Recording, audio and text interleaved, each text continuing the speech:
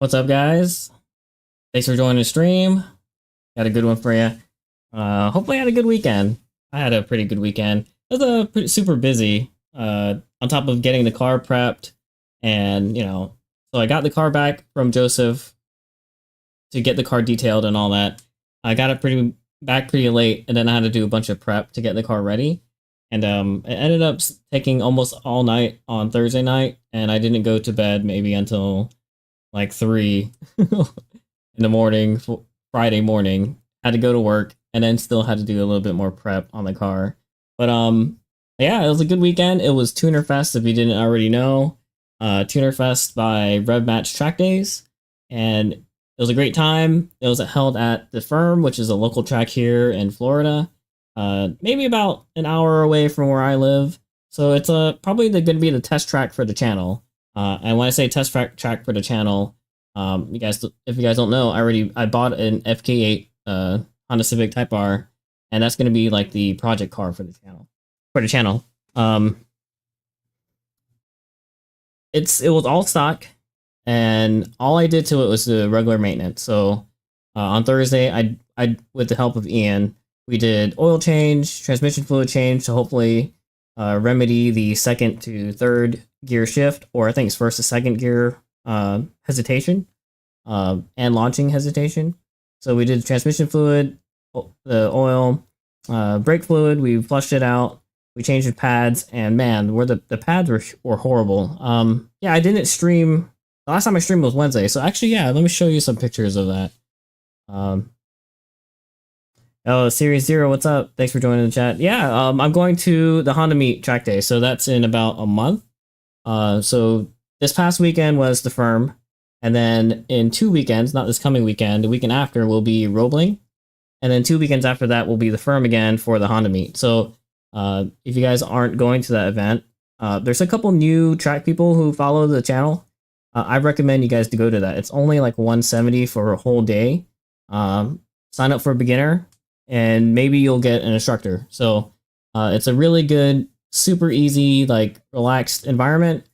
I know it says the Honda Meet, but you don't have to have a Honda to go. I brought the Lotus there a couple times. People have brought all kinds of cars. It doesn't have to be a Honda. But yeah, it's in a couple weeks. Let me see if I have a flyer. I showed it last time. Let's pull that up real quick. And then I'll show you some of the stuff I had to do when we prepped the car.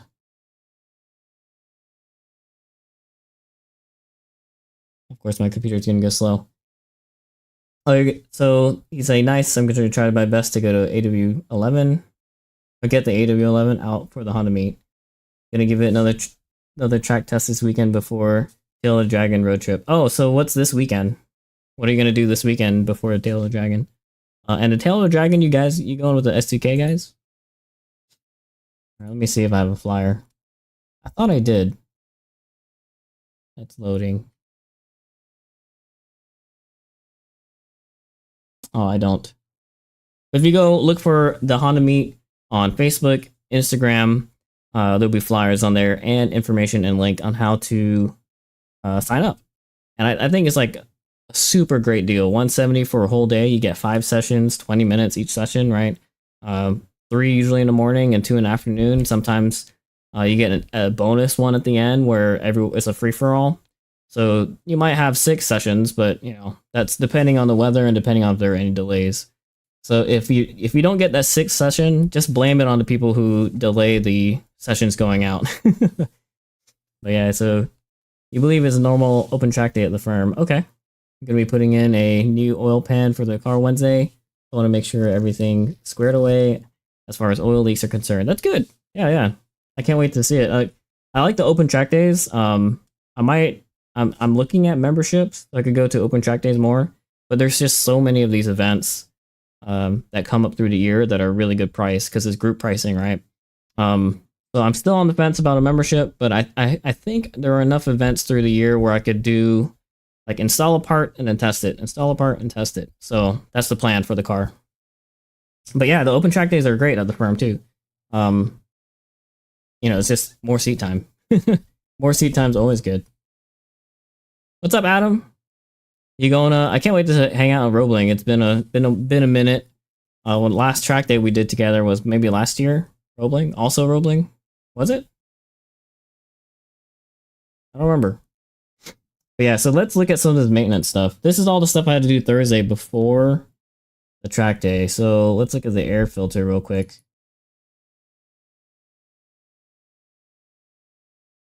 And of course, it's going to be like really laggy.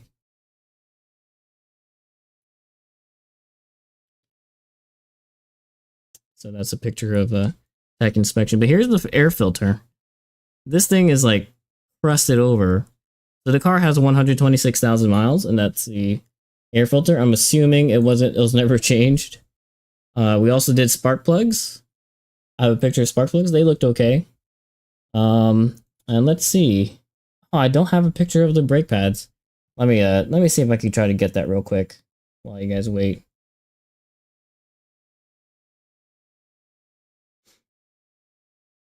So Series 0, have y'all top end guys ever thought about hosting your own firm day?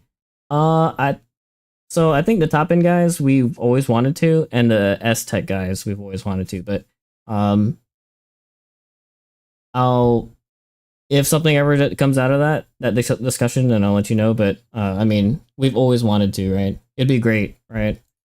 We're local. It'd be good that we, like advertise it so we could get local people as well. Because you have these other organizations from so the Honda Meet is technically from the West Coast, and then the group who did it last past weekend is Rev Match Track Days, and they're like mid-east, northeast group, but to have a southeast group do track days at the firm, if it was STAG or and anybody from down here, it would be great because we would know the local people, right? And we go there so often that sorry, the picture of the pads I want to show you is coming from my iCloud, and it's obviously going to take a while. And I really wish I had a picture right away.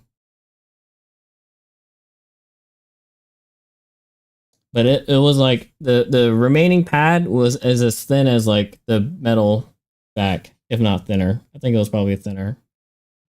Maybe I could just pull it up on Instagram. Yeah, that's true. Let's see.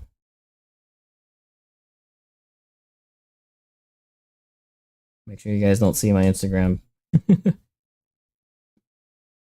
Hey, Roebling, Savannah Sizzler, you committed to make it to Road Atlanta. Yeah, I missed Road Atlanta. I think hopefully I could make more track days, but with all the other responsibilities has been rough, but doable. All right, let's see. Let's see if I can pull this up. Man, we have a lot of spam in the chat. I have to scroll quite a ways bit back just to get to the picture. Hey, Jamie, you lurking, Jamie? I saw that you liked the message, the announcement. Come on.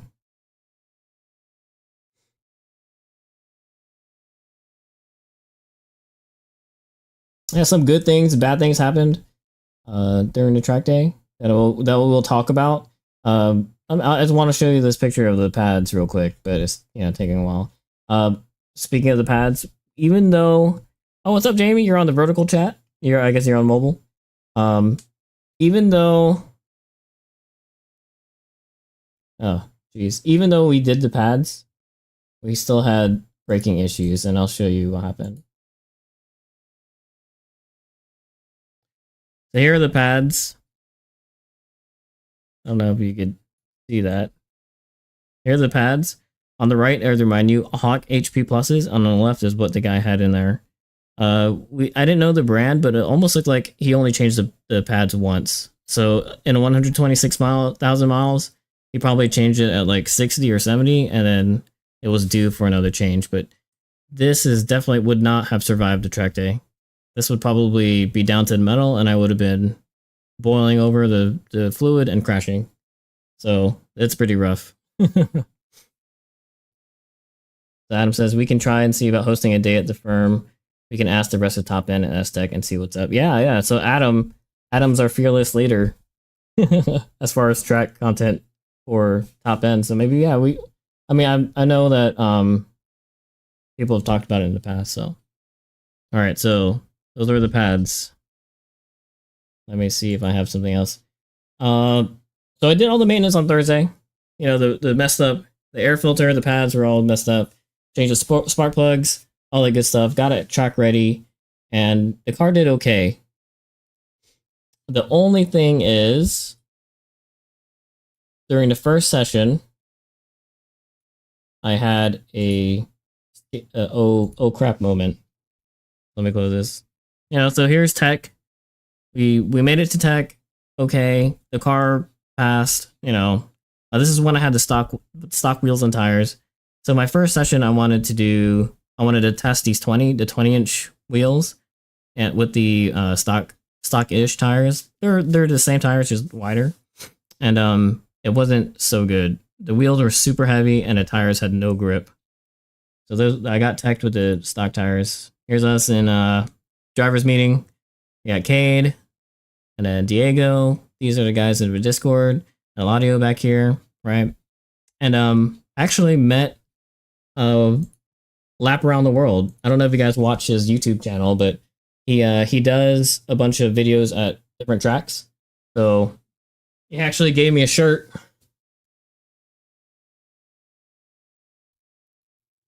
Lap of the World. If you want to subscribe to him on YouTube, he covers a lot of track content too. And you've probably seen his videos. He drives the NSX. He gave me a shirt, and it's good to meet him finally in person. And of course, I'm a nobody, right? So I don't think he knew who I was, but it was good that, you know, nice to meet him and get a shirt. Very nice guy. He's probably one of the reasons why I got into track stuff. What's up, Ian? Series 0. Dude, when I saw that he was there along with Matt and his 8.6, I knew I'd really missed out. Yeah, I think the rain scared a lot of people away. The organization asked Lap of the World to help promote the event, but I think what happened was people signed up, but then the rain the weather forecast kind of scared people off, and the turnout was good. I would say it was okay. Track time was good.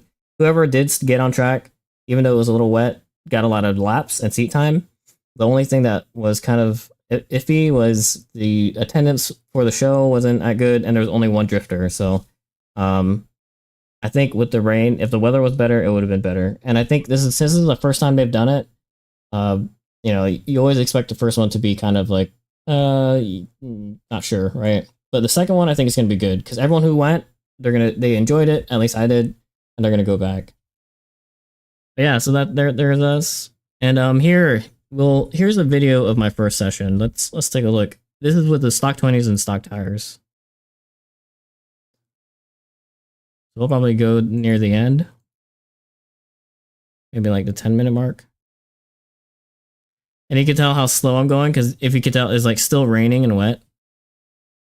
Hope you guys can hear it. Of course, it's gonna get choppy.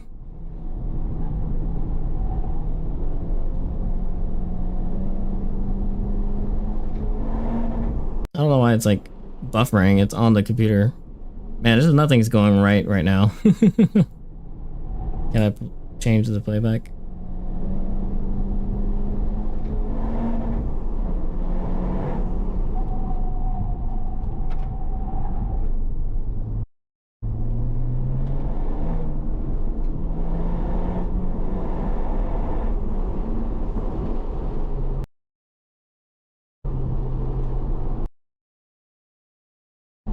That's unfortunate. You can hear it, but you can't see it, huh?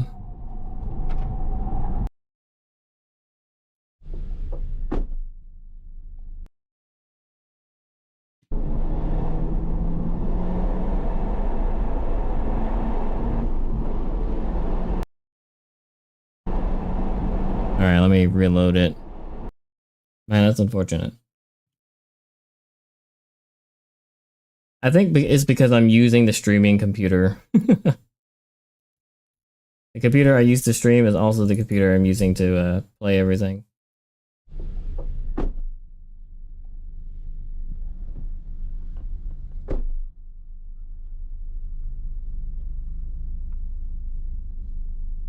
Oh, so Diego says Jerry, Danny, and I are chilling with some F4s at Sebring for now. Oh, nice.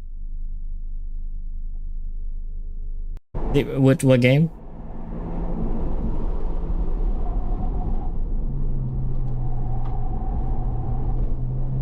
Oh god. Man, I wish I could get this to work. It'd be nice.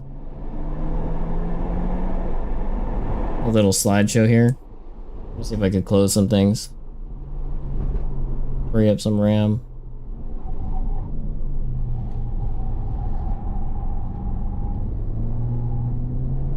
Oh, you thought you were gonna have that day off? Oh, iRacing? Thought you were gonna have that day off too, but had to deal with a customer that was angry and his 5-year-old battery died that he had service with our dealership. Oh, the battery's fine until you guys worked on it. Oh yeah, I hate that. Those, you know, like, so I used to work at I mean, I guess it wasn't really customer service, but it was like a theme park, water park, right? And man, sometimes people were like, oh, I worked in the arcade, and people would be like, oh man, this game stole my money, and it would obviously be either they put a quarter in instead of a token, or you know, like they actually put the token inside a slot that's not actually where the money goes. You know, it just happened to be a hole that was slot shaped, or you know, like other user error things. Man, okay, so this video is gonna be very choppy. I'm not gonna watch it, but pretty much I was taking it super easy, and if you listen to the sound, you could hear the tires just washing out, like every turn, wash out, wash out, wash out. So my fastest lap, I think, was like a 1:31, which is like slower than my FB6, and that's probably because it was raining, it was wet. But I think in the FB6 I've done it in the wet and it was okay. Maybe because the car also weighs a lot, that I was struggling a little bit more in the FK8 than the FB6. But yeah, this is not pleasant to the eye. Let me see if I could get to the end. Okay, here. So here, I'm going down turn 8. This is the bank turn, and then the long straight. I'm accelerating. I didn't want to crash into the wall, so I was taking it easy. And then listen to the car.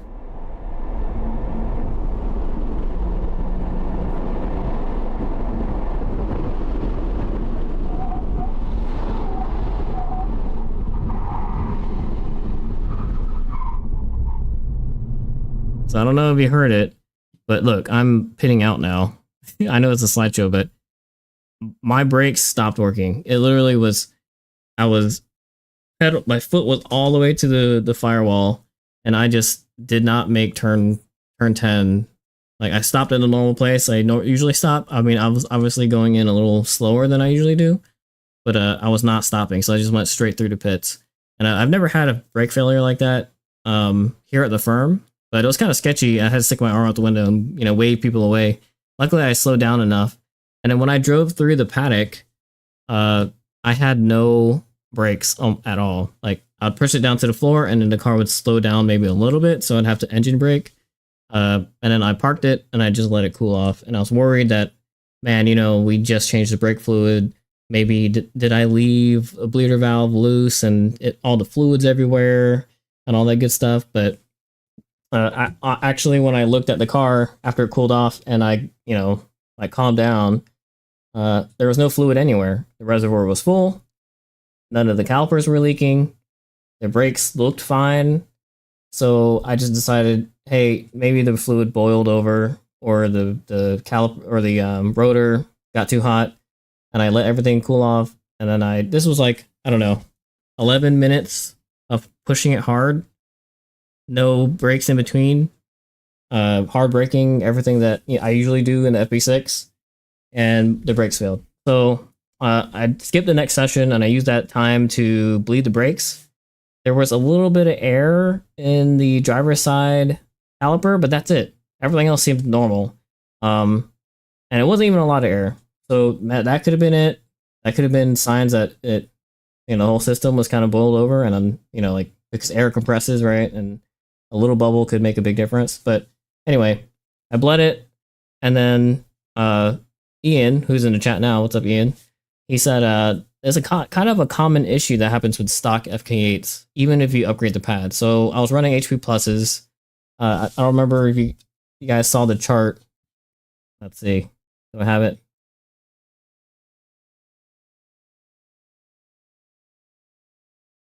Where is it at? Here it is.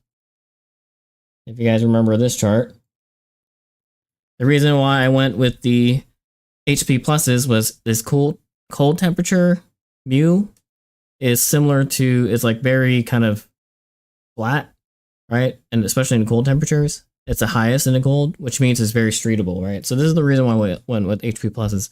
And these never actually let me down in my FB6, but I'm guessing the FK is a lot heavier and a lot, more intense on the brakes, especially because, it's 4-piston, it's a bigger car, all that good stuff. And I think what happened was I went over a temperature, and this chart, if it continued, it probably just drops significantly. And then you don't get as much friction later on in the higher temperatures. So I think until I burn these pads out, I'm just going to take it easy. 2 laps hot, and then 1 lap cool down, 2 laps hot, 1 lap cool down. Another thing that happened was my oil temperature started to go up. I had to cut a session short because I was scared that I was going to hurt the car. But technically, I could have just taken a cool down lap, right? But I didn't want to risk it, So 2 bad things happened: was the brakes failed, overheating, and then the oil overheating. And Ian also mentioned that that's a common thing with the FK8s. So even though the car is very track ready, I think if you have like decent driving ability and then you push it too hard, I think you're gonna, push the car to its limits stock. And then that's when you have to go, stainless steel brake lines, upgraded brakes, maybe better cooling for the brakes, like removing the dust shield, ventilation. Doesn't have to necessarily be a big brake kit, which would be nice, but, just kind of stuff like that. And then adding in a cool down lap, as well as oil cooling and all that good stuff. So you start to push the track ready car to its limits. I'm not saying I'm a fast driver or anything, but, a couple track days at the firm, I was comfortable, and I was actually, braking like I normally do in an FB6, and it ends up, it looks like I hit that 800 degrees and the pad stops working, right?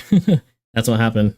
I mean, okay, there's a little bit of air, so maybe it did boil over, but it wasn't, I don't think it was enough air for me to be worried. And then when I bled the brakes, the fluid looked okay, so I don't know. I bled it the first time at home. Like, I used almost like a bottle and a half. But maybe there was some leftover, and I was thinking maybe there was some leftover fluid from the previous owner that wasn't, maintained recently, that was still in the ABS module. That could have been it, but I don't know. It looks more like the pad gave up, right? This is why they have it stop at 800, because they don't want you to see after 800 it just drops, because it's a street pad, the HP Plus is. Which brings me to the next question, like, what pads am I going to go with in the future? I'm thinking the 70s, but I had some comments in the last stream that the 70s weren't as good as it shows here. I'm sure the cold temperatures is average, kind of low, and then when it's warmed up, it's kind of a little higher than the rest, other than the 80s, right? And it's pretty consistent. But the 60s look pretty good too, right? It's consistently mid.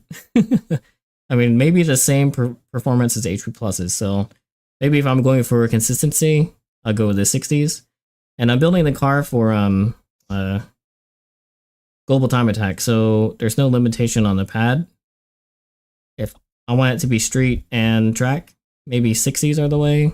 But people are saying just bite the bullet, go with 70s, deal with the cold temperatures whenever it's on the street. Oh, what's up, Dave? Thanks for joining. Yeah, Dave says as soon as I hit this 800 degrees, the pad stops working. Yeah, I think that's what happened. And then DDR, when I swapped pads at the track, I went from 70s to HP Pluses. Okay. So wait, you went from 70s to HP Pluses? This was when you, I know I saw you're swapping the pads out, right? So, What was your reasoning from going from the 60s to the HP pluses?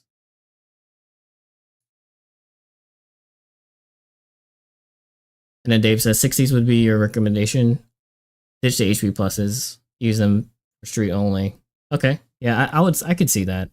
I mean, like, so this 60 looks pretty good, consistent street and track. I mean, like the high upper bound is all the way here with the rest of the DTCs. I keep saying DTC pads. So it's, you know, it could survive. It's almost like saying, you know, this is just your dot floor fluid, right? It could perform up to 1600 degrees. Oh, so the 70s were just really thin and like sketchy, and they were toast. What's up, Aladio? Thanks for joining. They were gone. So you saw the pads too, and the 70s beat up rotors. Okay, yeah. So you use the 70s, but we don't recommend them for me. So okay, so my top priorities for pads would be longevity, decent temperature, like the maximum range, and decent cold performance. And I think the 60s are like, that's what it seems like, that's what fits the best, right? Because the longevity part is because I daily the car, and I track it so often, swapping pads at the track would be kind of, I don't know, annoying. And it's like, you know, like it's not a full dedicated track car where I could just leave the track pads in and then trailer it. You know, I want this car to be like, I show up to the track, I do a couple laps, a couple sessions, and then I drive it home or whatever, right? And then also do global time attack, but I don't know, we'll see. We'll see. The HT10. So HT is these, right? Looks good for what I want. I mean, they don't go beyond the 1400. I don't know what the HTs are. Is that something new? Let me, I'll do some research. Just swap pads, Ian. Yeah. I could do that, except for the fact that the rear pads are no. I mean, okay, so for the rear pads, I definitely want an endurance type pad. Something I will never have to swap out. And obviously, I don't want it to bite too hard because it's a front wheel drive car.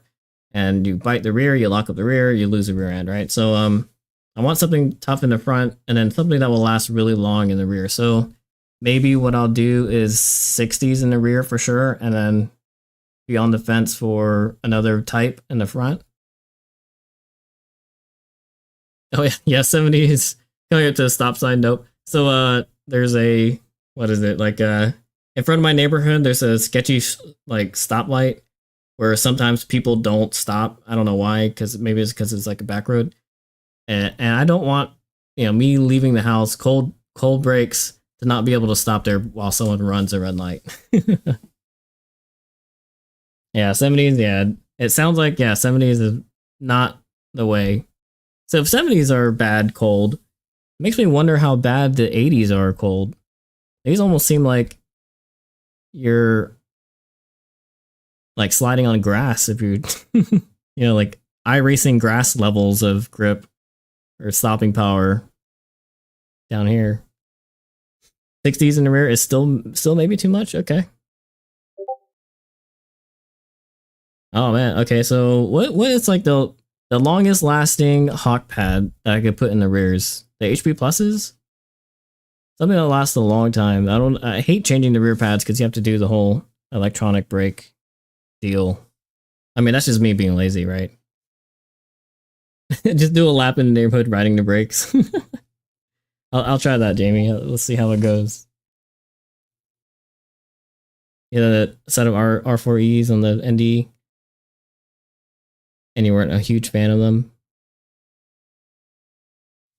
Yeah, the downside of a trackpad, noise, dust, poor cool performance, also fade after about 10-15 minutes. Wow, okay, so it's like the worst of two worlds. What were its pros? Longevity? Oh, it only lasted about 5k miles. It didn't even have a longevity. I guess Porterfield, maybe it's like, maybe the Pro is the cost? I don't know. I've never bought Porterfield pads.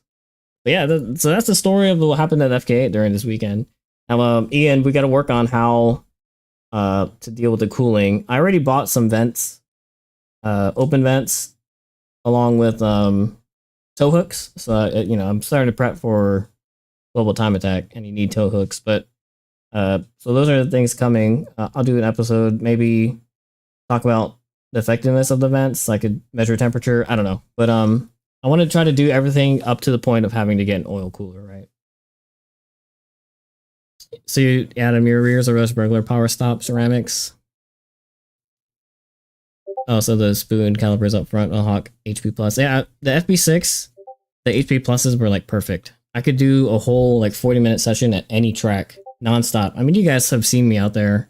I would be like the only car still out there. Like I could just run that FB6, which I'm gonna kind of miss with the 9th gen. I could just run laps over and over and not have issues. Other than, you know, like the one time my brakes failed because the seal got pushed out. But yeah, the HP Pluses were good in that car. It was a lighter car. I probably wasn't like cooking them as hard as I was in the Type-R because I have less speed, right? So it's a whole different beast. I can't go with the HP Pluses anymore. Geez, the Project Muse, those are really pricey, Ian. What's up, Kaylee? The PWR race radiator, HKS oil cooler, vented hood, and Jay's racing grill. So I've got the grills coming. I want to test that first, the temperature difference between stock and grills. That way I could provide like a cheap alternative for people who don't want to buy like a HKS oil cooler and a new radiator and a new hood. But anyway, so yeah, that was this weekend.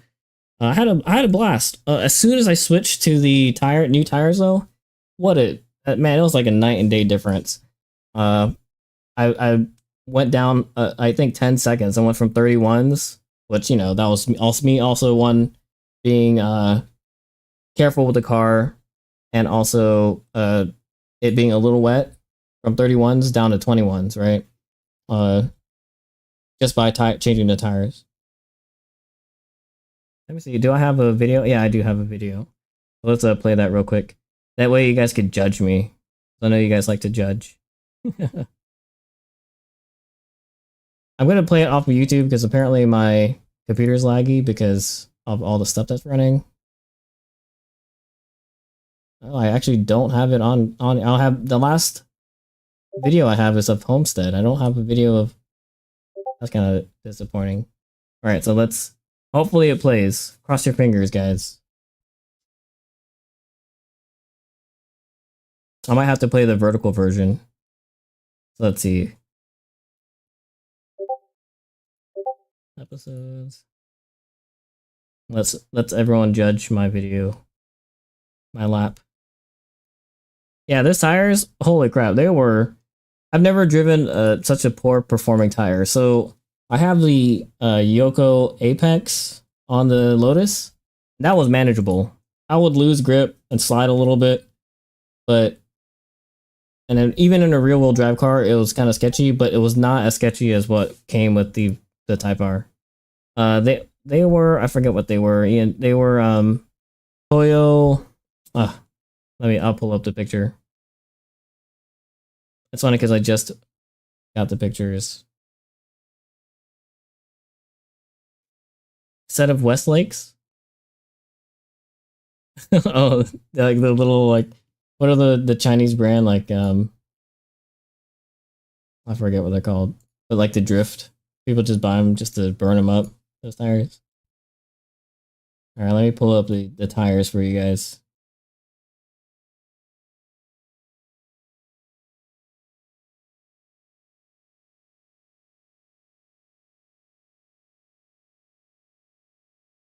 There you go. All right, so we have these. I mean, these tires are okay. The Michelin Pilot Sport All Season 265s, and then they were mismatched. So these were in the rear, and then in the front were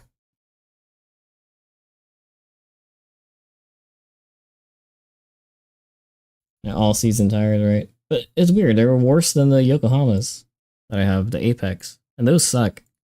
The Toyo Proxy Sport. So, I mean, like, decent, right? But not for track. 265s as well. Yeah, so the Pilot Sports are kind of a YouTuber tire.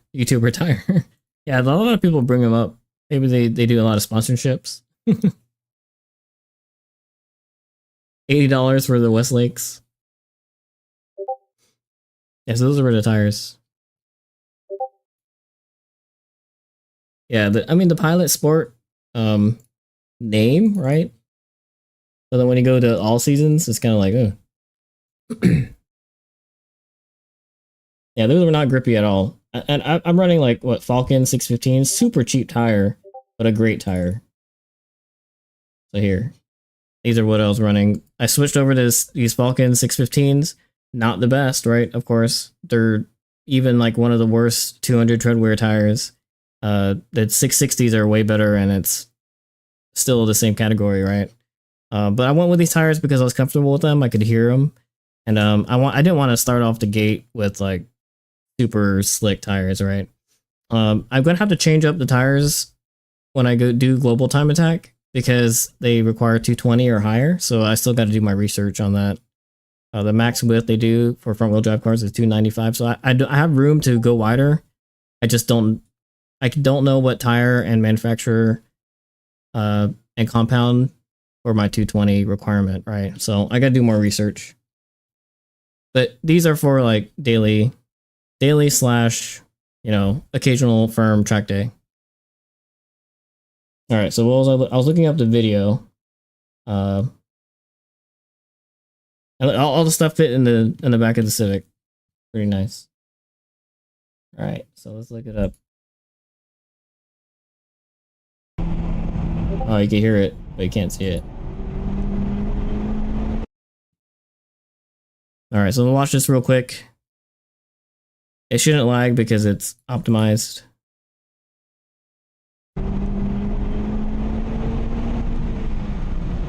There's Diego. I had a good exit there, turn 8.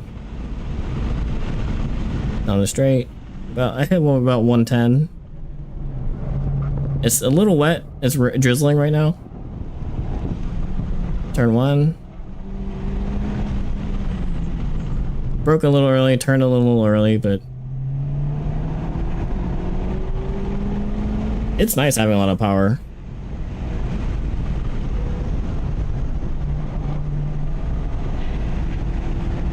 So there I usually wide open, but just like floor it, but I didn't here in this car. And at FB6 I could just stay wide open there. Use a concrete patch. Turn 6, use a concrete patch.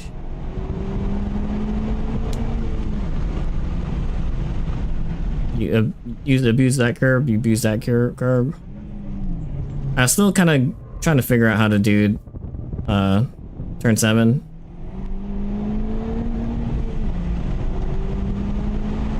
Like when to floor it, because I'd lose traction. And I had traction control still on. Broke early, I didn't want to put it in the wall. I didn't go as high as I usually do. Turn 8, use a concrete patch. That wasn't as sketchy as I've been doing for the rest of the weekend, but it was my fastest lap. So I did like a 121.2, so close to 120, but I know without rain, a little bit more practice in this car, figure out the line compared to the FB6, I could do 20s, maybe even 19s, because there's a lot of room to grow. So I'll watch it one more time and I'll be quiet.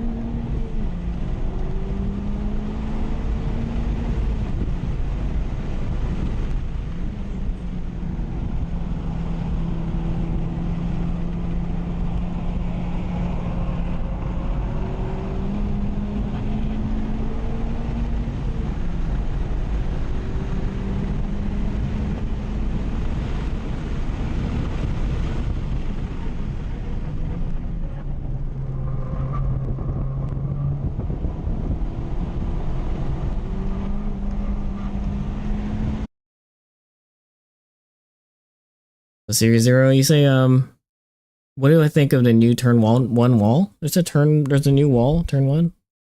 I didn't even notice. Let me get there. I mean, I was just there. Okay, so I'm looking around, turn 10. Is this turn one technically now? Do I notice any new walls? I dipped down to, over on the left? No, that's always been there. Turn one, turn two. I didn't see a new wall. I mean, obviously you know a lot about it. You're like the firm master. All right, so RE71 RSs, AO52s. So AO52s, I thought they were aren't they 200 treadwear, not 220? For enthusiast class, you need 220, right, or higher. Then I thought RE71 RSs are also 200, if not even lower. And Dave, why do you want to go global time attack? I think because they have an enthusiast class, which is very similar to the SCCA autocross classing. With NASA TT, it's great, it's fun, it's weight versus power weight ratio. But I don't want to add too many mods to optimize the power weight ratio, right? So if they had like some kind of enthusiast class, that'd be nice. At least for now, right? I'm still DE3. I still need to get my TT license. I think maybe in the future I'll do HPDE or NASA TT. But enthusiast class at Global Time Attack is a little bit more achievable with the amount of money I'm willing to spend on the car up front, right? I mean, of course I could take it to and do TT and compete with it without spending any money, but to maximize it, you know, I don't know. It's like, I'm the same as you, like we want to get the edge, right? And you're right, yeah, there's only one event for 2024. It's also like, you know, a lot of my friends, they compete in Global Time Attack, and it's nice to, you know, compete together. I mean, there's nothing wrong with NASA TT. I want to do it eventually too, right?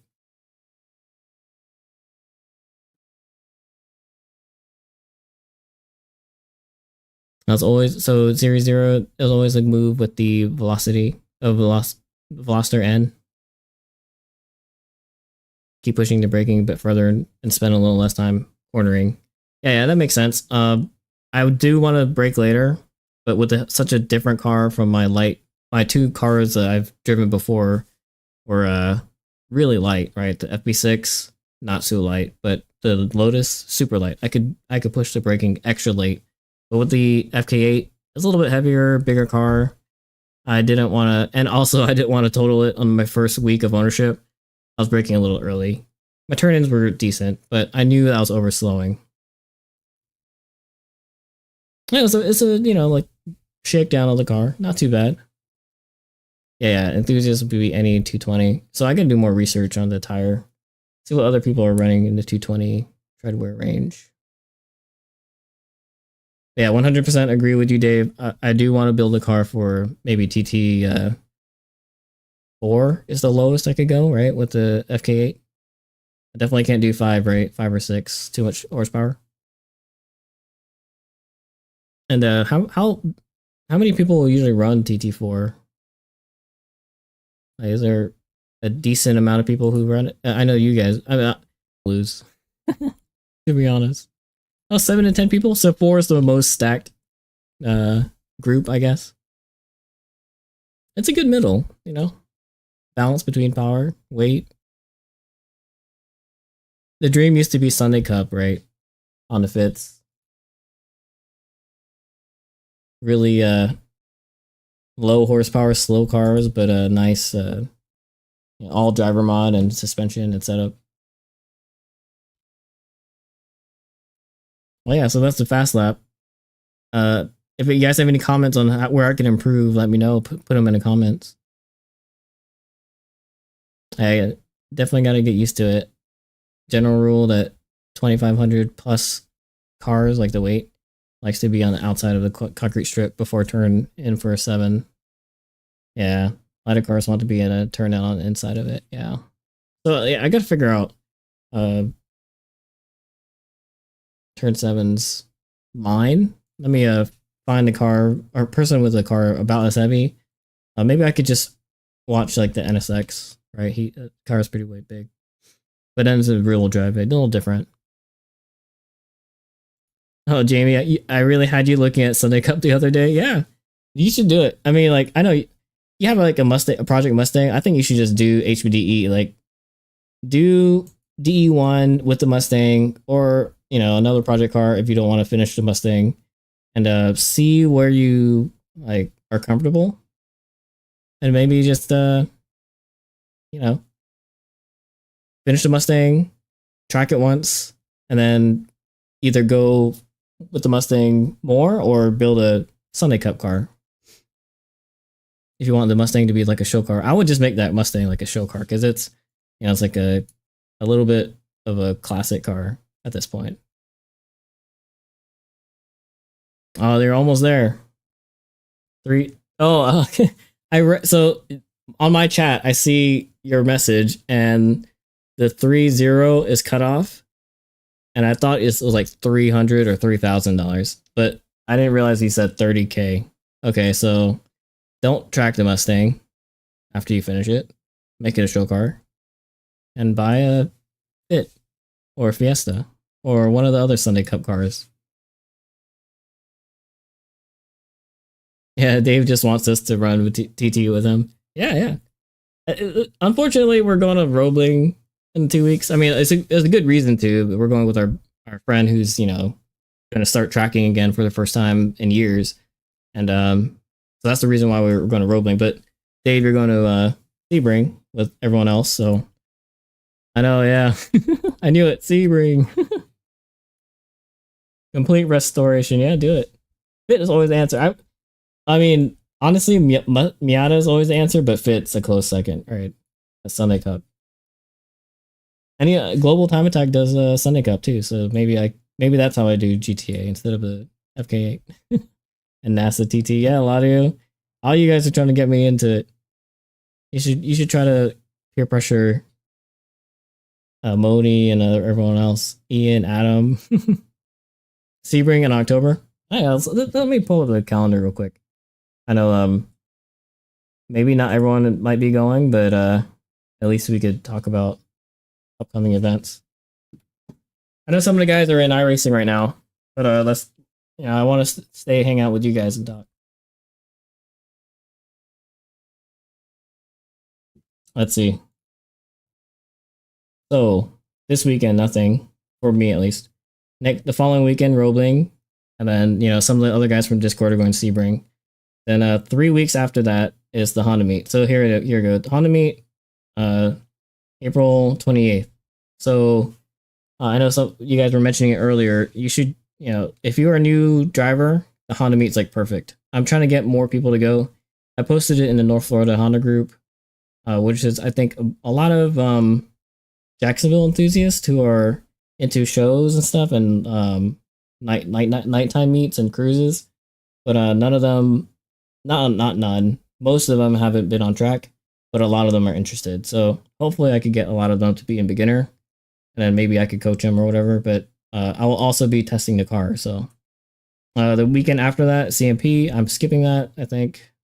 Then the weekend after that, May 10th and 11th, is Global Time Attack Road Atlanta. So maybe the car will be ready-ish by then. Yeah. So I know all you guys are saying NASA TT. Let us get there. Moni's already TT. Me, Ian, Adam, I think we're getting close-ish. I have to work on my license. I think Ian's already there. And then, I want to do NASA TT. And I know Dave, you've been giving us all the paperwork and all the hints and all that good stuff, so really appreciate it, right? Futurary. Step into our web. I'm thinking about doing like a whole in the Discord. I know we have track talk, so we talk about tracking and track cars in general. But I'm thinking about doing another sub for just competitive driving. So how to get your license, how to do TT, how to set up your car for the rules and all that. Because last time I tried to look up all the discussion on the rules, it got lost in the rest of the track talk, right? So I mean that might be a good idea. And then I think Dave, if you're interested, you could lead that up, and then that'd be kind of nice. So we got Homestead in May as well. I'm not doing that. It's hot. Road Atlanta June, Sebring June, Barber. So this is one I really want to go to. Barber in July. It's a combined NASA event. It's about 6-7 hours away. So, you know, Adam, Ian, July 13th through 14th. If you're not working that weekend, maybe we go, right? Yeah, Dave. I appreciate it. One of the early times I remember talking to you, Dave, was when I was learning about Barber. So this reminded me. Yeah, we just need to be ready before we jump into deep end of TT. I mean, like, I think our driver skill and awareness is there. Maybe me, not so much skill. But awareness is there. Maybe I get a little too nervous with awareness. I would just move out of people's way, right? Which is not good. You're supposed to keep your line. But anyway, August, Sebring, Roebling. September, Roebling. And then Watkins Glen, October. I'm like, might skip it. Sebring, CMP. I want to go back to CMP because I have unfinished business, but we'll see. And then December is packed with Homestead, Road Atlanta, and Sebring as well. Yeah. It's a pretty busy year, but also my kids are at the age where they're going to want to do stuff. So I might have to skip a little bit more events and then do more of the one-day events versus being missing for the whole weekend, right? If it wasn't for your brother's birthday, you would go to Run Atlanta June. Yeah. June? A little warm, but that's the June 8th and 9th. Yeah, we all have unfinished business. Man, okay, so my story for CMP is the first day I was doing really good. Boney gave me advice that night. And in my mind, I was like, man, of course, that advice like works perfectly. The first session, I did it, and like my time improved greatly, and I was ready to keep practicing it. But then that's when my brakes failed. So, like, failed hard. Like, the seal for the calipers got pushed out, and I'd lost all my fluid. What's up, Apollo? You guys doing the Dragon, right? Pretty soon? And I wish I could join you guys. I know you guys have already booked hotels and stuff, but keep reminding me of the date for the Dragon. It's not on my calendar. Road Atlanta in June. It's gonna be hot. Yeah, it's summer. Oof. I mean, it's better than like Homestead or Sebring in the summer, right? And what's the date for the Dragon that everyone's going? The S2K guys are going. I know more than just the S2K guys are going.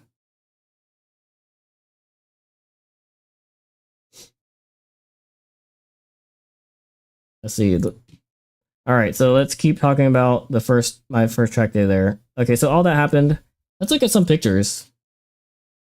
I know it's been like we're just jumping around everywhere. I had a script that I wanted to talk about, but whatever. We're just talking.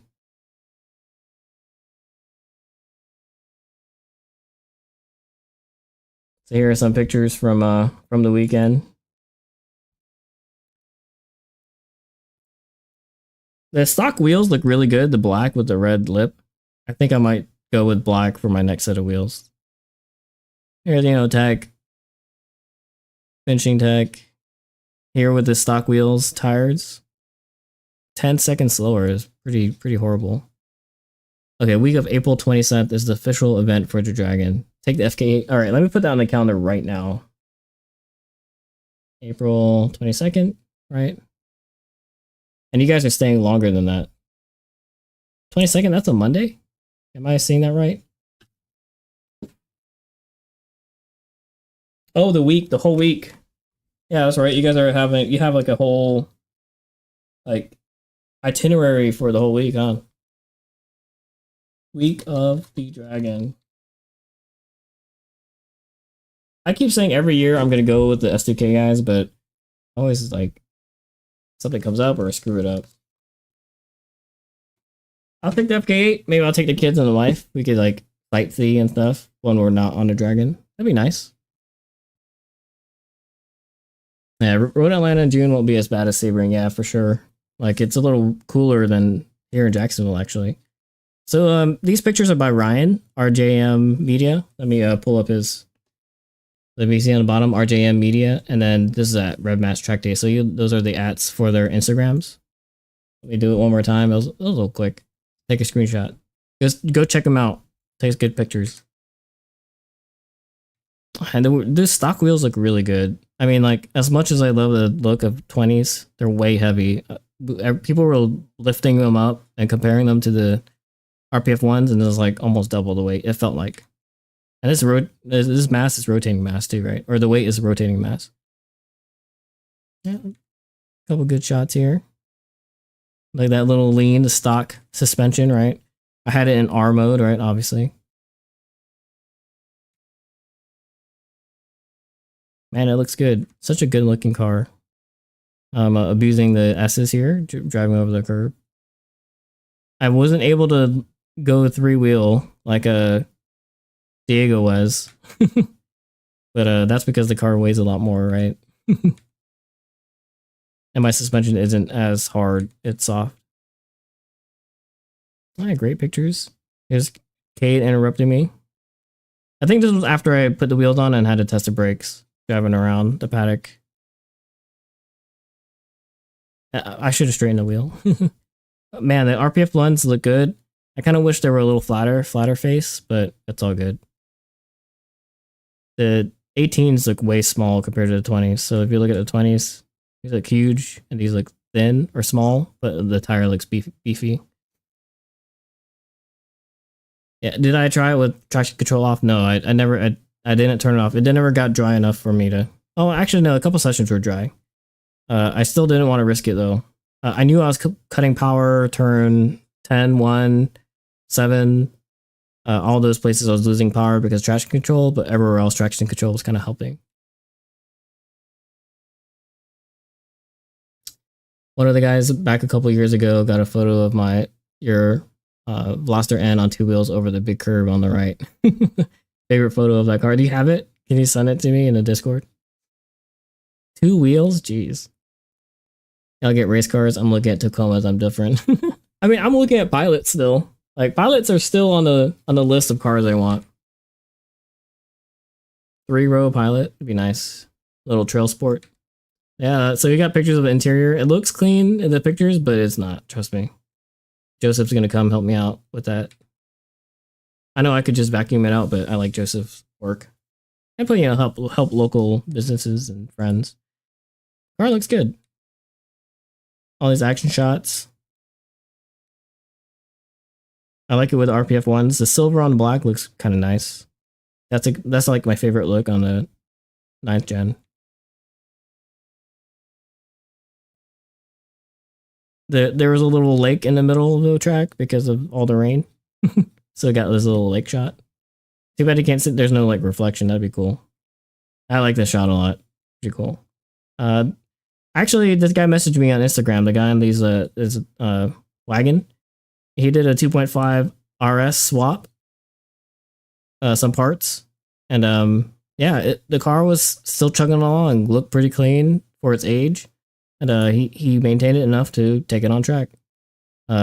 My favorite part is he's also running RPF ones. Yeah, send it my way. Okay, nice. Yeah, Joseph does great work, and he'll go to you too. So yeah, if you need work on the CRV, just hit him up. These are great shots. Ryan does really good. So here's Cade. We were like kind of cruising. We were talking about how to improve, and then we look over and we see Ryan, and we're like, "Hey, look!" And I looked him directly in the eye, but I was covered by the A pillar, and then Cade threw up the peace signs. The God wheel, yes. RPF ones. There's a little rain action going on here. Cade again. I think this is where I actually look at him. Yeah. So I'm trying to look at Ryan in the eye, but every time I look, like something's in the way, whether it be the mirror or funny. There's the Subaru again. I want to get towards the end.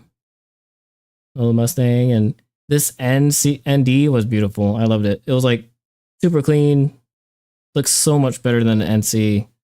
I think if I were to get a rear-wheel drive car, it'd be an ND. Well, you know, me just bullying. Ian would say I'm bullying this guy.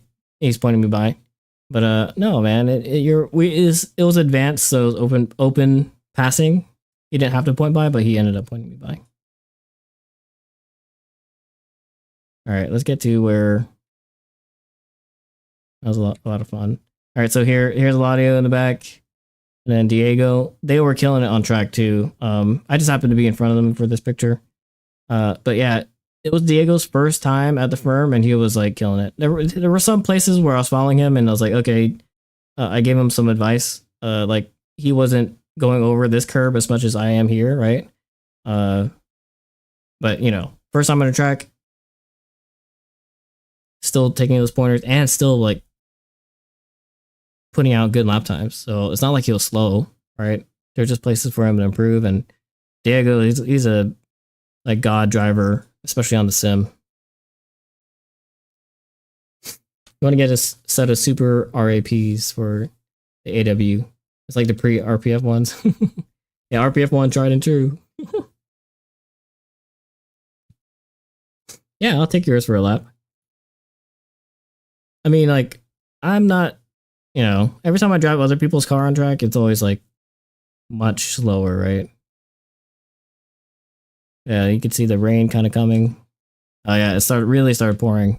I think this is where, okay, so I kind of get one wheel off here and then one wheel off here. So I'm like 3 wheels for half of these. I don't know. But I could tell Ryan was camping here so that he could try to get somebody on 2 wheels. And I think he got Diego on 2 wheels. But yeah, I think that I'm going to say that's 3 wheels. There's a gap.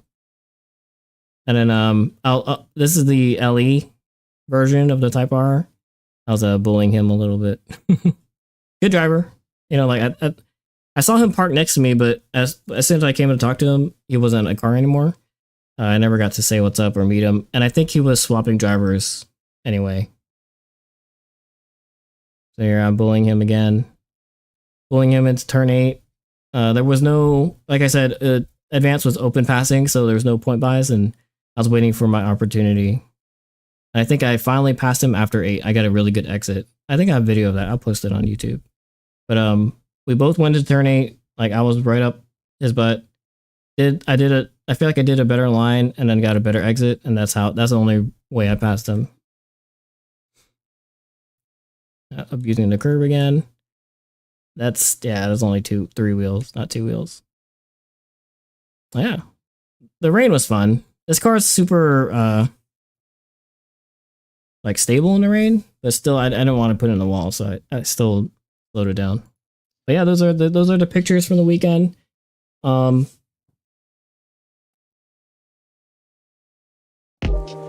Oops, I switched to the wrong screen. So Ian, that's what, you know, you agree with Adam on bullying him? Bullying them? I don't know. It was a fun weekend. It wasn't super competitive. What's up, John? John Hubbard. How to donate? So here's the thing. If you want to support the channel, I just ask for subscriptions. You know, the channel needs to hit 500 subscribers, I think, before people could donate. And even then, I'm probably not gonna ask for people to donate. I could go 2 routes. I could either do donations or ads, but I don't know. I don't know if I should do ads either, but we'll see. This is more for fun and informative, but we'll see. Like the best way to support the channel is to subscribe and just, you know, share it with other people. My fastest lap here at the firm was actually in this car, 121.2, and we had a video of it earlier, so maybe I could show it again. This is the fastest lap for the weekend and overall. It's in a new car, and which has a lot more power than my other car. So let's watch it real quick if you want to see it. I'll play it for you. Thanks for asking. Down the straight. I think I hit 110. I'm pretty sure I can hit higher miles per hour if I get a better exit out of turn 8. Going out straight, break a straight line. There I turned it a little early than I usually do. turn 10 into turn 1, hit the apexes for both. Hustle over. Turn 2, a little uphill. Turn 3, oh, easy left-hander. Turn 4 is where I could probably improve the most. So I lift. I shouldn't be lifting. See it here? That was turn 4. I took the turn at about 77 miles an hour. I think the car could do maybe like 80 plus for that turn. So we'll go back. All right, so I'm in like 87. I lift and brake a little. Yeah, I'm taking the turn at 72. I could probably do it at 80. I probably have enough grip. The turn 4 is a room for improvement. 5, probably over slow there. I mean, I'm in the concrete. Probably do it a little faster here. Turn 6 as well. I'm in the concrete. Maybe have a better exit speed. I'm a wuss here in the S's because I spun out here once. So I probably I took it like, let's see, maybe in the 80s. 82, 80, 78, 76. So maybe I shouldn't let it drop as much before I brake. And in turn 7, it's a huge area where I can improve. And that's what we were talking about earlier. And on another straight, it's raining. So turn 8, I took it the easy line. You know, apex, the first apex. I should be up here by that cone, but I'm not. And I hit the second apex and slide out on the concrete. I could probably take it faster. That was probably like, what, 60? Let's see, let's double check. I can't see my speed, I'm covered. But my exit speed is like 70 there. So I could probably take it faster. What's up, James? J-Lom. Try 75 at first. Oh, for turn 8, you mean? Oh, sorry, I got late message. And yeah, that's my fastest lap. So yeah, thanks for asking. Yeah, I think there's room to improve, of course, right? Oh yeah, so you're talking about Eladio. Try 75 for turn 4. Yeah, okay, I could try that. Probably like do a light lift and then turn in. Coming out of S's, you try to give it a bit more power. It's looking like it's slinging you too close to the wall or to that last curve on the right. Yeah. Oh man, Moni was trying to coach me through the S's a lot. And like for a straighter entry into the hairpin through the S's so that I have like a tighter turn in, but then a nice arc exit. Almost like I'm trying to, maybe if I could draw. Can I draw on screen? Like almost like a, if you look at a literal hairpin, right? It goes straight, curves in, like kind of aggressively at first, and then a long arc out. So you're around 78 to 80 for turn 4. If you get it right with newer tire and get faster. Okay, so I'll slowly build up to that. Maybe I'll do, like you said, 75 at 76, 78. My target originally was 80, but you know, I'm not gonna skip straight to 80 for turn 4. James, when are you gonna join us at some of these track events? It's time to buy another S2000, but leave it NA. Don't supercharge it or turbocharge it. James has had a supercharged S2K, and then at the same time I turbocharged my S2K, so we were like the boosted S2K brothers, but then we both sold our cars. I think it's because they were boosted.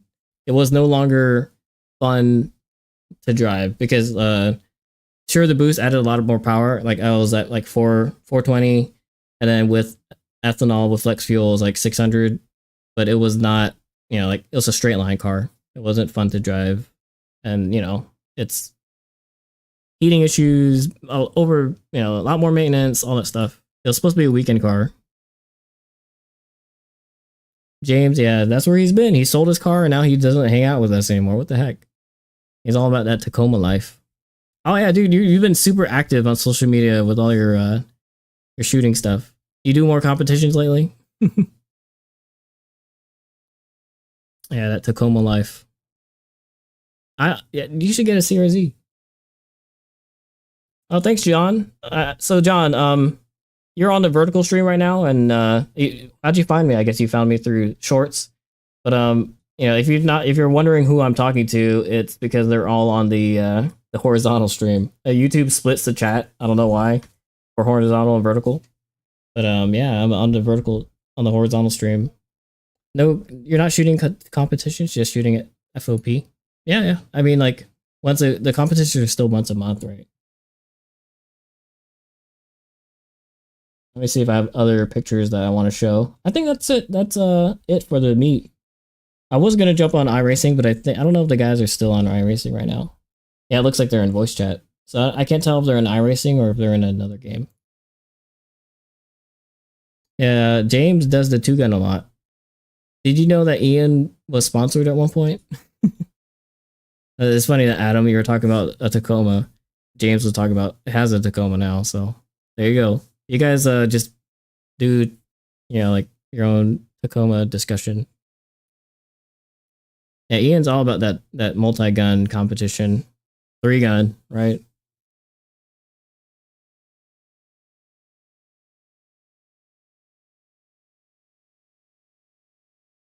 I wonder, do I have... Where's my phone? Oh, actually, let me show you the guys this real quick. Oof. I bet you that was loud.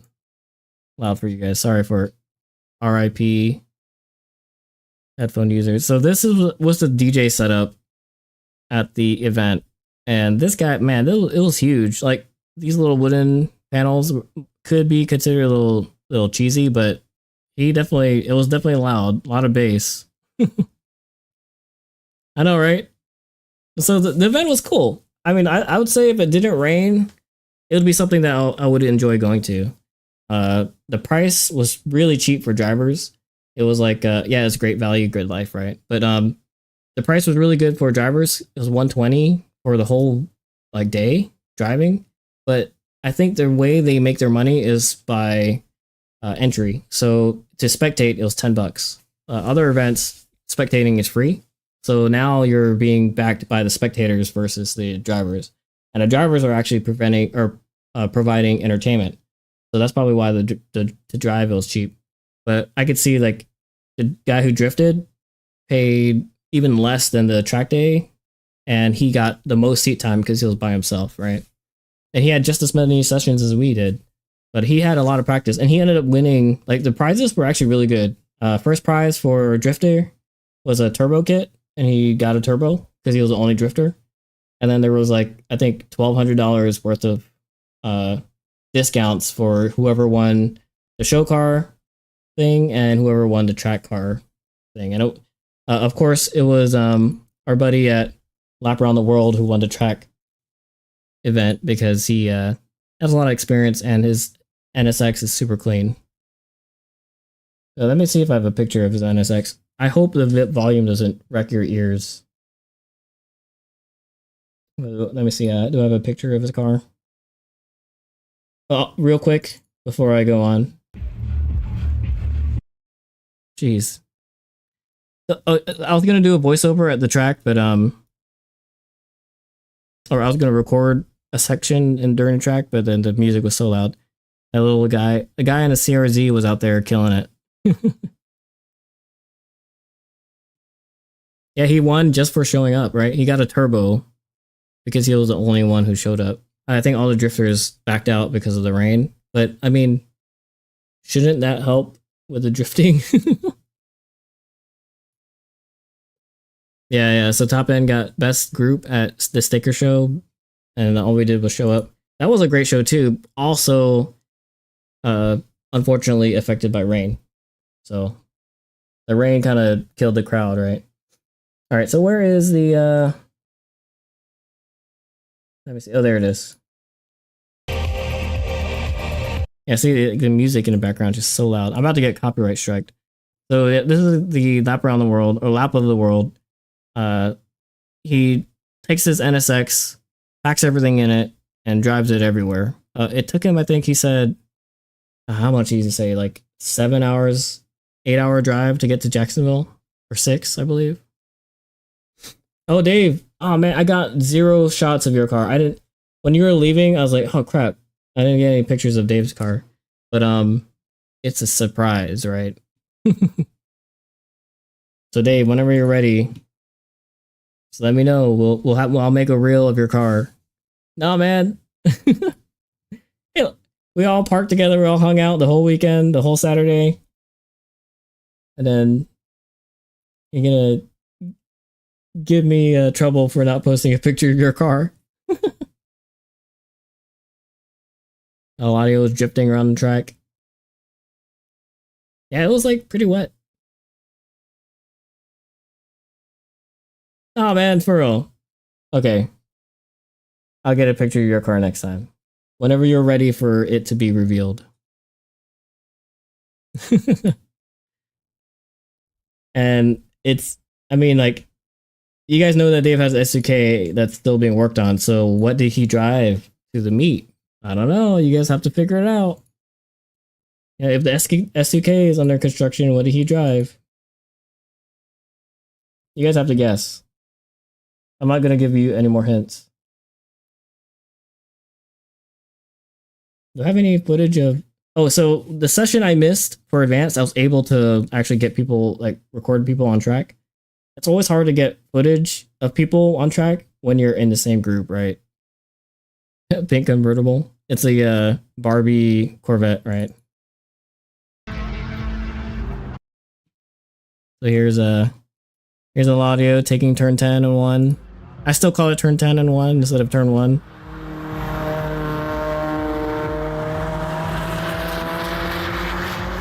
And then he's followed by... So I don't know why it's lagging. I gotta fix that. But whenever it plays off my computer and it's not optimized, it lags. I think it's because I'm streaming and all that. Z Germans.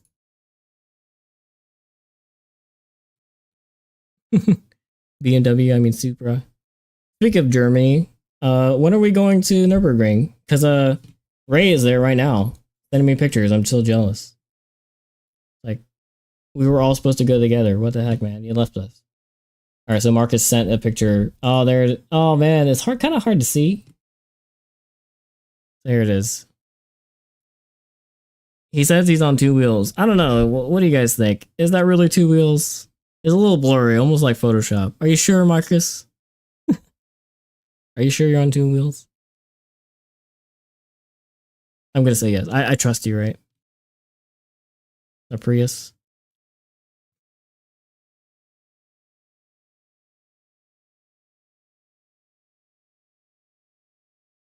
Hey, if you guys aren't part of the Discord, let me see. Oh man, this is the part where the bot doesn't work anymore. Let me check. You know, we're just hanging out. Not too bad. I like these chat sessions instead of the I mean, iRacing is great, but sometimes I don't get to like hang out with you guys. Like, barely talk to people in the chat because, you know, driving and talking at the same time is not recommended.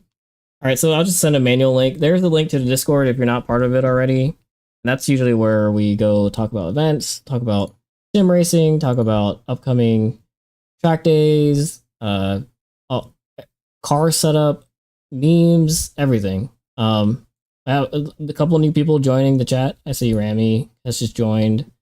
New to sim racing in Discord. Welcome, welcome. You mainly race on Assetto Corsa? Okay. I mean, we do Assetto. For me at least, I do Assetto Corsa solo so that I could practice my actual car. So back then it was the 9th gen, and now is the FK8. So I do like Assetto Corsa for that. We just haven't set up a server yet, so haven't done any multiplayer. Right now, if you look at the Discord, there are people live. They're in the voice room. They're running. I think either iRacing or what was that game called? I forget.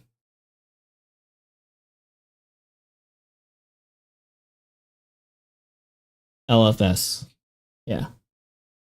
Live for Speed. So I think they were doing Live for Speed. I have a feeling there.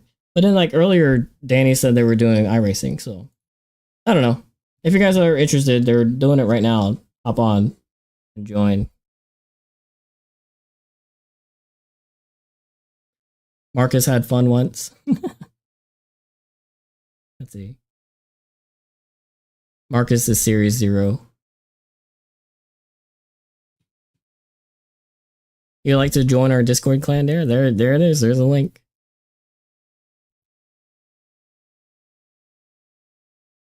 Eladio, yeah, I got you. I got one video of you outside. Only because, like, that's the toughest part about track days. We're all in the same group, so I can't record you guys. It's rough. Unless I put a GoPro on your car.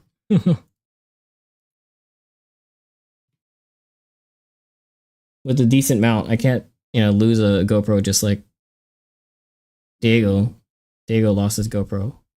Is there footage? Let me see if I could show you guys what happened to Diego.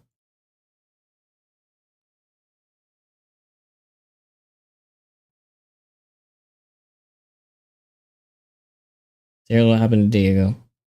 Oh man, how far back was it? Oh, here's a picture of Diego doing two wheels at the firm this weekend. He was killing it.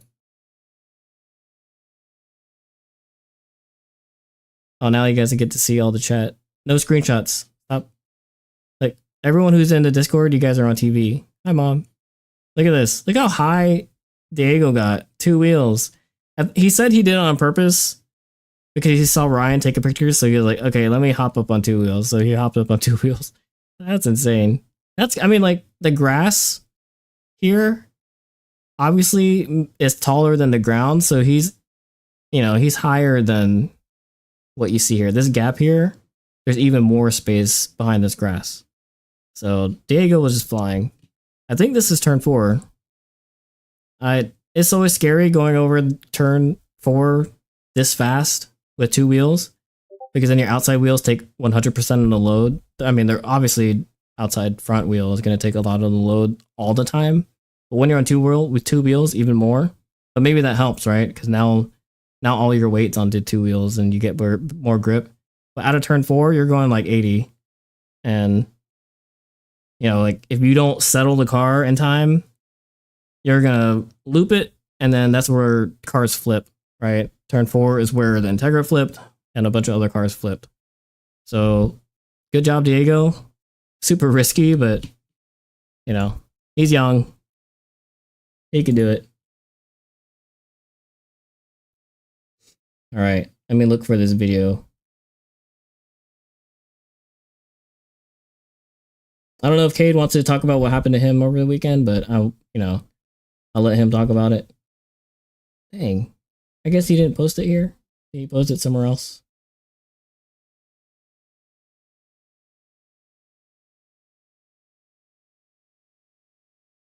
Oh, we got Anthony posting his footage from the firm.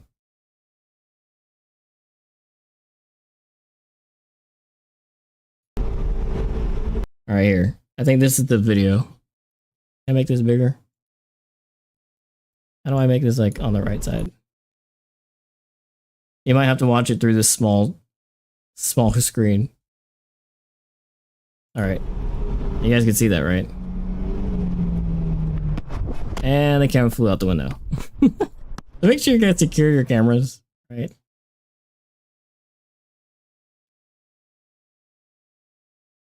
You're excited about Roebling Road? Yeah. Be the E3, we'll hang out, right? Get some seat time in. New FK8.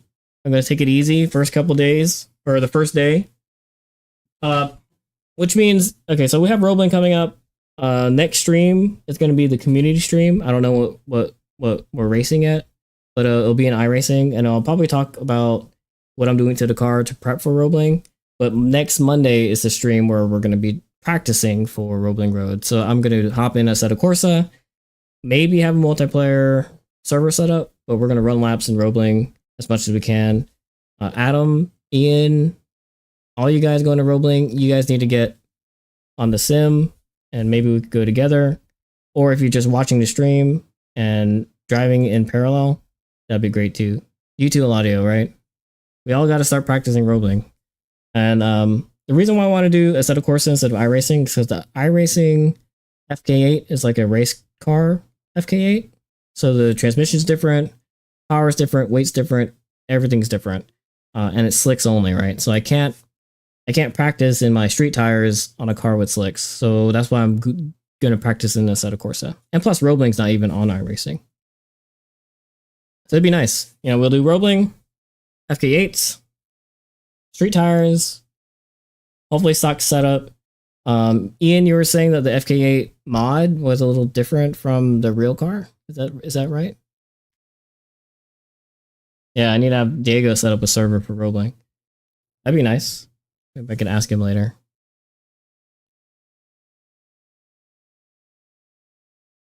Maybe just this one time, right? Limit it to like a couple people who are going to the actual Roebling event. Do a check ride or wait for the clinic. Dang, Ian, you're leaving me. I just got checked into 3. I know you guys are going to check ride into 4 already, and time trials and instructor clinic. I feel like I'm behind.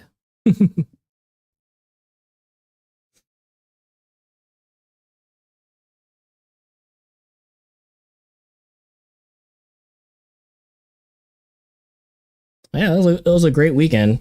A lot of good pictures, a lot of good food. There were food trucks there. There was like lemonade and tacos and pizza. I think I'll go again. The Honda meet needs to take notes. I think usually the Honda meet has no food. You have to go out and get your own or grill.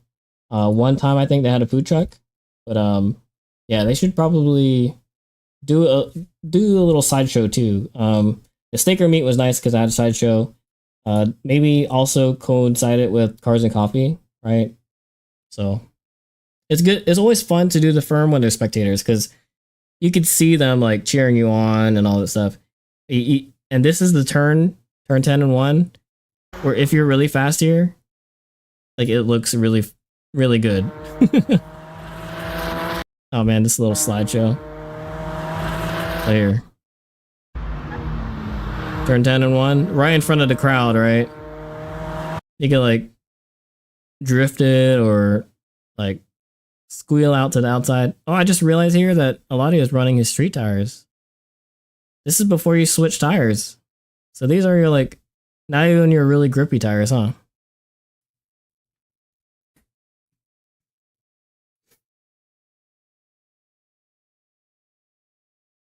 Oh, so Adam, you're gonna check ride for 4.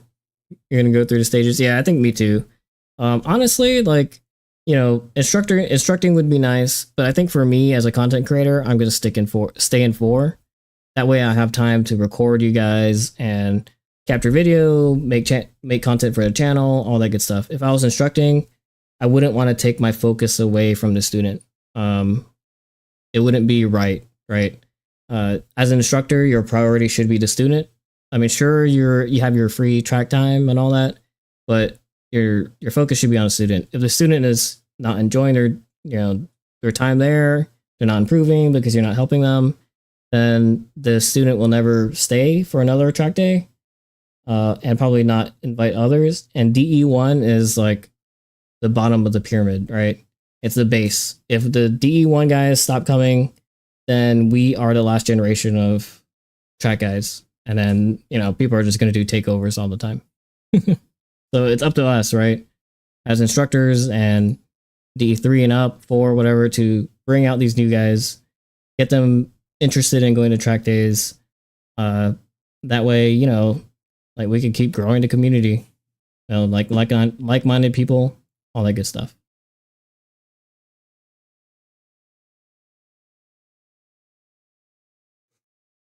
Joel Cole, you're cooked? Cooked? Yeah, I mean, I guess I'm pretty tired.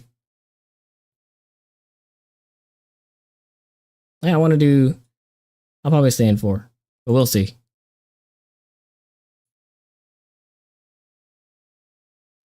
What do you run in track? What do you mean? So I drive a FK8 now, the little Civic Type-R, mostly stock. All I've done to it is tires and wheels and tires, and then upgraded the brakes. I used to run a 9th gen Honda Civic Si and a little Lotus Elise. So yeah, for the new viewers, let's see. Do I have pictures? A good picture? It's all on my Instagram. I totally forgot to like put pictures on the computer to show you. Oh, here, I have some pictures.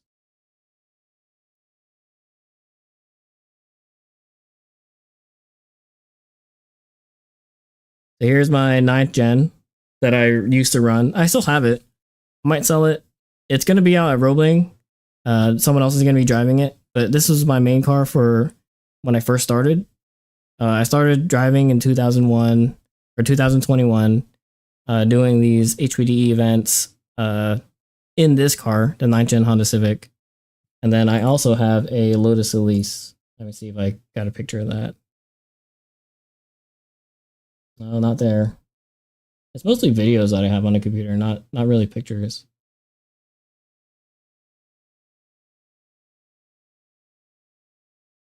Yeah, a little front wheel drive car, and then the Lotus is like completely different, mid-engine rear wheel drive, right? And I'm not saying I'm a fast driver or anything. I just enjoy it enough where I just want to spread the word, right? Get more people out there.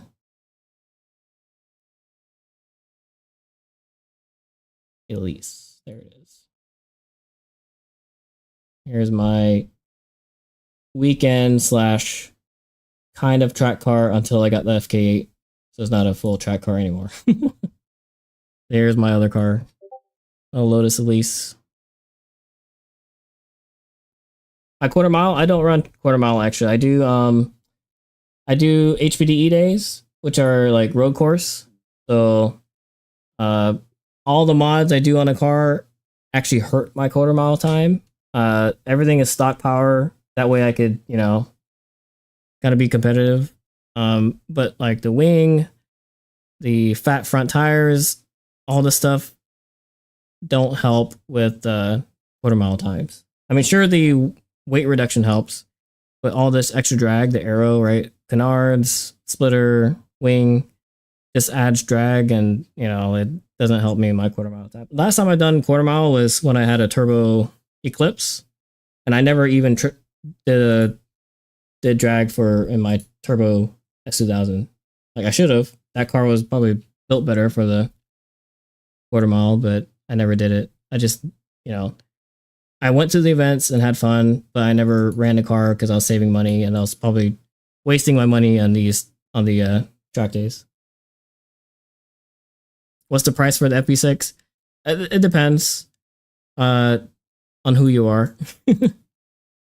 Like if you're part of the crew, then I'll probably give a good price because I want to keep it close by, right? That way, if I ever want to drive it, I could ask. But if it's someone else, you know, I'll just, considering the little track damage that's done to it.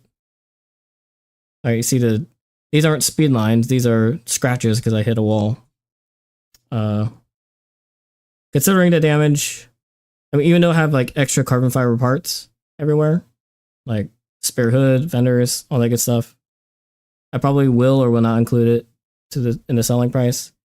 But because it's damaged, I probably will give a good deal if anyone's actually serious about buying the FP6. Yeah, hopefully that answers the questions, Joel. Yeah, thanks for asking that. I know a lot of track enthusiasts are talking about quarter mile times and like top speeds and stuff. But you know, we do road course mainly. And road course and sim racing, right? But yeah, I appreciate it. Thanks for subscribing and joining.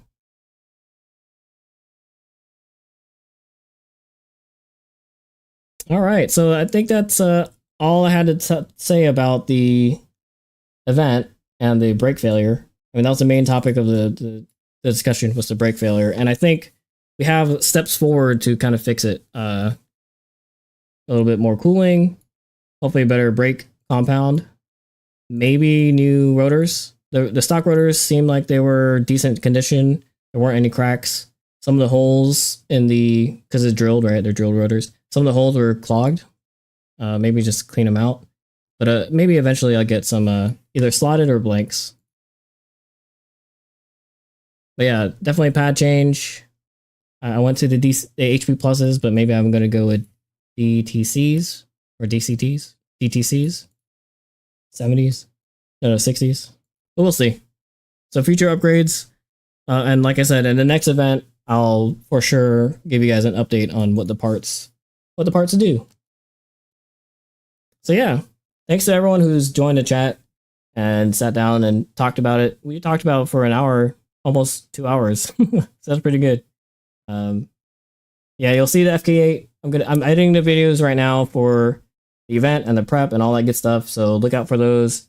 I hope the series is, like gets more people interested in track and all that good stuff. But yeah, that's it. If you guys want to hang out, we're in the Discord. I'm probably going to be in there for a little bit. But yeah, for everyone else, thanks guys for watching, and I'll see you guys in the next one. Peace out.